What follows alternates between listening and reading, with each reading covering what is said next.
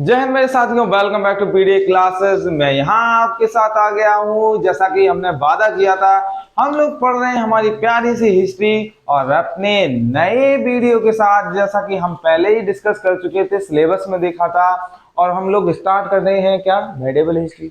Okay, तो मैंने बताया था आपको, बट पहले मैंने इसमें सिलेबस में बताया था कि हम लोग क्या अरब एंड टर्क अटैक पढ़ेंगे। तो ये क्या सर लेके आ गए हैं अर्ली मेडिवल पीरियड 600 से 1200 सी।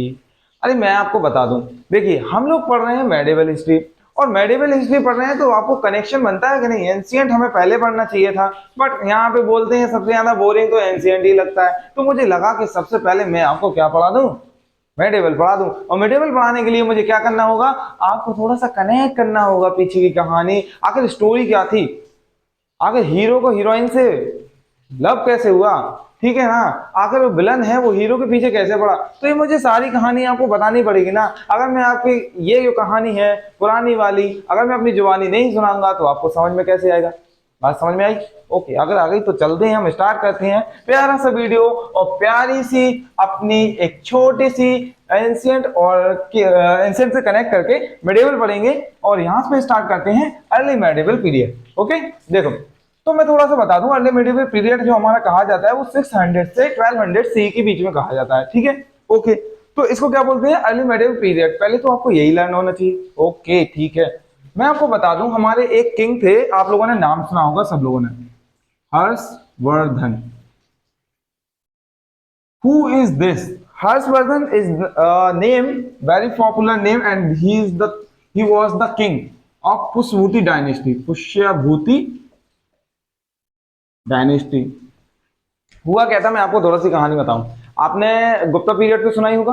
तो गुप्ता पीरियड जो थे हमारे 300 से 600 बीसी तक थे।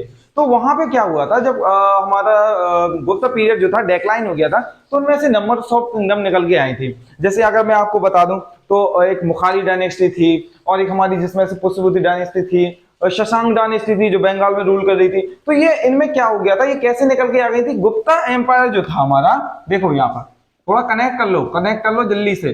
गुप्ता एम्पायर जो था हमारा, वो कब से कब तक था मैं आपको बता दूं, 300 से, भाई मैंने बताया ना, तू बैठ के रह जा, मैं पूरी हिस्ट्री समझा दूंगा। बस क्या करना है, एक विश्वास रखना है तुझे, फेथ रखना है, वीडियो तक बने रहना है एंड तक बस। तो मैं यहाँ पे कनेक्ट कर रहा हूँ गुप्ता एम्पायर। गुप्ता एम्पायर हमारे जो है 600 से, सॉरी 300 से 600 यहां तक थे हमारे गुप्ता एम्पायर। अब क्या हुआ, ये गुप्ता एम्पायर, देखो हर किसी का एंड आता है, ठीक है, कोई भी हो, जो चीज बनी है वो मिटेगी भी। तो एक टाइम ऐसा आया, गुप्ता एम्पायर डेक्लाइन होने लगी, और जब हमारी गुप्ता एम्पायर डेक्लाइन होने लगी तो इसमें से नंबर्स ऑफ किंगडम निकलने लगी। जैसे जिसमें से एक हमारी थी हर्षवर्धन, जिसको पुष्यभूति डायनेस्टी बोला, Shashank dynasty, Shashank dynasty dynasty फिर इसके बाद और क्या निकली हमारी, मुखारी डायनेस्टी, मुखारी डायनेस्टी। तो ये कुछ डायनेस्टियां निकल के आई थी हमारे किसके, एम्पायर, गुप्ता एम्पायर के खत्म होने के बाद। तो इसलिए मैंने कहा है गुप्ता जैसे ही खत्म हुए 600 से हमारा जो है 1200 बीसी, इसके बाद जो हमें पढ़ानी थी कहानी, और मुझे जो आपको बतानी है। तो आपको अभी इतना तो कनेक्शन हो गया होगा, what the mean of after decline of the Gupta empire. So nothing, after decline of the Gupta empire in the 300 to 600 BC, there is a number of the dynasty emerges as a victorious. There is the conflict between them, and the conflict is gonna be brought, and they're gonna be separated. First one is the Pushyabuti dynasty, Shashank and Mukhari dynasty. So थोड़ा सा इसके बाद क्या हुआ, जिसमें से अगर मैं आपको बता दूं, हम पढ़ने वाले हैं, इन सबको छोड़ दीजिए, गोली मार दीजिए, हमें कुछ नहीं करना उनसे। हमें करना क्या है, हर्षवर्धन से।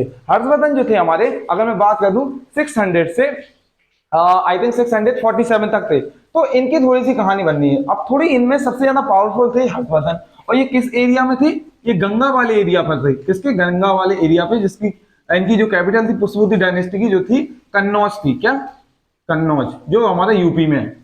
तो कन्नौज वाला इलाका था, कन्नौज वाला एक इलाका था, बहुत ही फेमस डेवलप था, आपको मालूम ही है, क्योंकि वहां पे क्या एलुवियल फैन है, और बहुत ही फर्टाइल एरिया है। एलुवियल जो मिट्टी है, सॉइल है वहां की, बहुत ही ज्यादा उपजाऊ है। तो इनकी डायनेस्टी सबसे ज्यादा फलने फूलने लगी। अब बाकी सारे और लोग थे, उनको प्रॉब्लम होने लगी, इनसे जेलस होने लगी। तो इसके बाद क्या हुआ, लड़ाई होने चालू हुई थी, और हर्षवर्धन को उन्होंने क्या किया, डेक्लाइन करना चालू किया। जैसे ही हर्षवर्धन गिरे, तो जो हमारी जो थी डायनेस्टी, वो दो पार्ट में फिर से टूट गई, और उनको टूटने के बाद जो थी जो निकली हमारी डायनेस्टी, एक तो नॉर्थ में बढ़ गई, एक साउथ में बढ़ गई। क्या?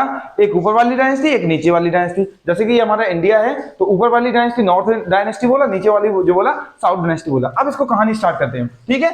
आई होप कनेक्शन लगा होगा। मैंने क्या बताया, मैंने यहाँ पे बताया है कि मैंने बताया जैसे हर्षवर्धन खत्म हुए, हर्षवर्धन की डेथ के बाद क्या हुए, नॉर्थ और साउथ में डायनेस्टियां बढ़ गई।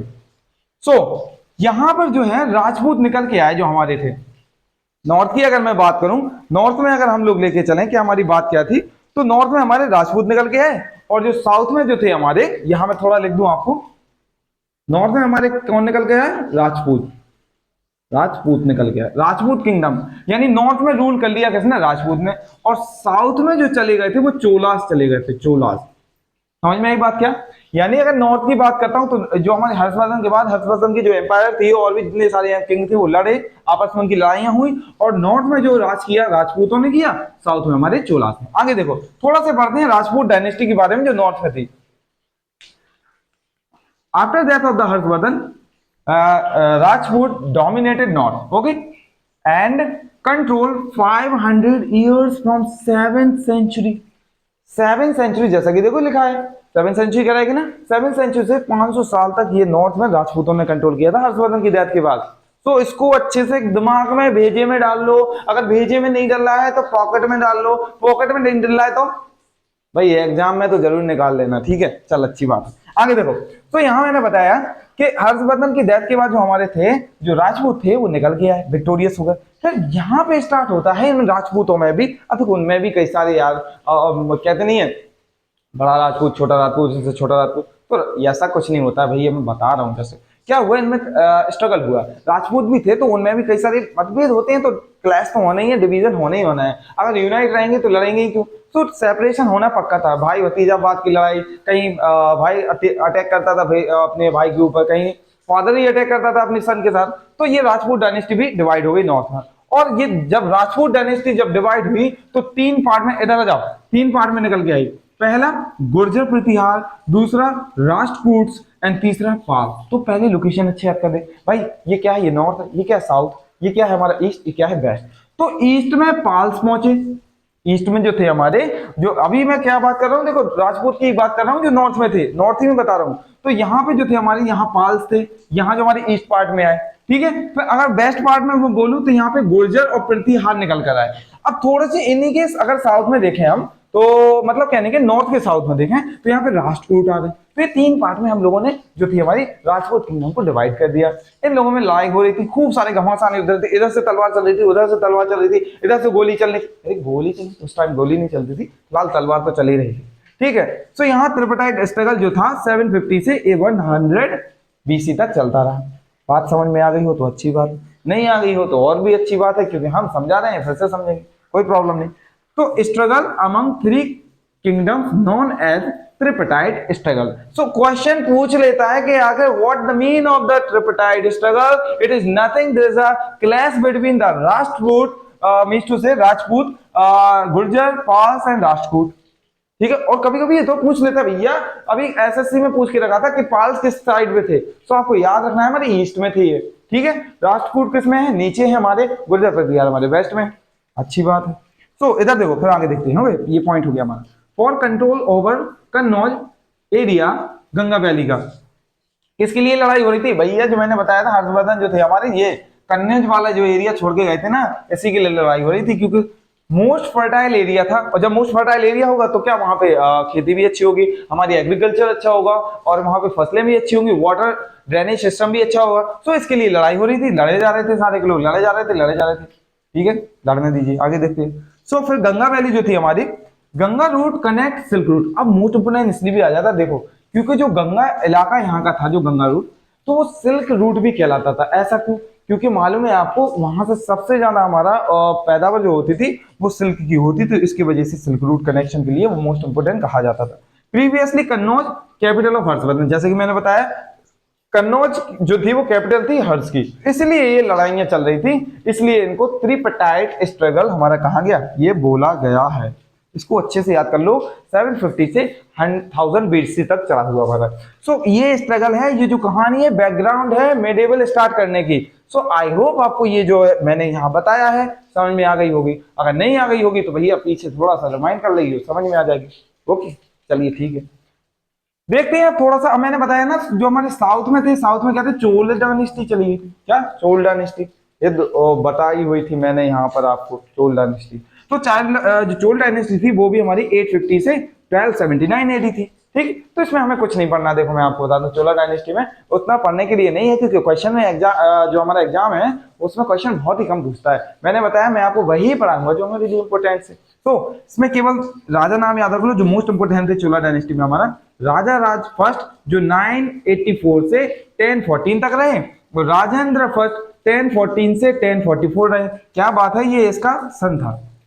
अरे उल्टा बता दिया भाई, ये पापा जी थे, ये इसके सन थे। तो ये कौन है, ये हमारे सन जी हैं। ठीक, ये सन है हमारे इनके, तो आपको याद रखना है। तो ये दोनों मोस्ट इंपोर्टेंट थे जिन्होंने, ऐसा कहा जाता है राजेंद्र जो बर्मन थे, इनने नेवी आर्मी बनाए थे, डॉकयार्ड शिप बिल्डर्स बनाए थे, पोर्ट्स बनाए थे, हार्बर पोर्ट्स बहुत सारे बनाए थे, नेवी बहुत सारी डेवलप की थी इनने, श्रीलंका से कांटेक्ट किया था। तो ये सारे जो है जिन लोगों ने काम किए थे। फिलहाल हमें इतना पढ़ना था जो मैंने आपको कहानी बता दी है। आई होप आपको जो मैंने कहानी बताई है जो अच्छे से पढ़ लेना, नोट बनाते जाओ भाई, नोट नहीं बनाते तुम लोग, और नोट बना लोगे ना तो एक बार बना ले भाई काम खत्म। अगर नोट बना के चलते हो तो आपको देख लेना आगे जाके जो सीरीज रहने वाली इतनी बेनिफिट देगी, इतनी बेनिफिट रहेगी, हिस्ट्री का जो सदर है ना छूट जाएगा।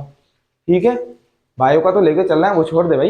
भाई हिस्ट्री का भी मैं बिल्कुल आपको छोड़ने ही वाला हूँ। आपको हिस्ट्री का जो दर्द है ना, बिल्कुल जो लगता है प्रॉब्लम, बच्चों को खोलते ही हिस्ट्री की बुक नींद आने लगती है। अब नहीं आएगी, ऐसे पढ़ाऊंगा बिल्कुल मजा आने वाला है, और बिल्कुल शॉर्ट टाइम में पढ़ेंगे हम लोग। ये खत्म हमारा त्रिपटाई स्ट्रगल। अब हम मिलेंगे अगले वीडियो में अगले पार्ट के साथ। जब तक के लिए मिलते हैं, जय हिंद मेरे साथियों।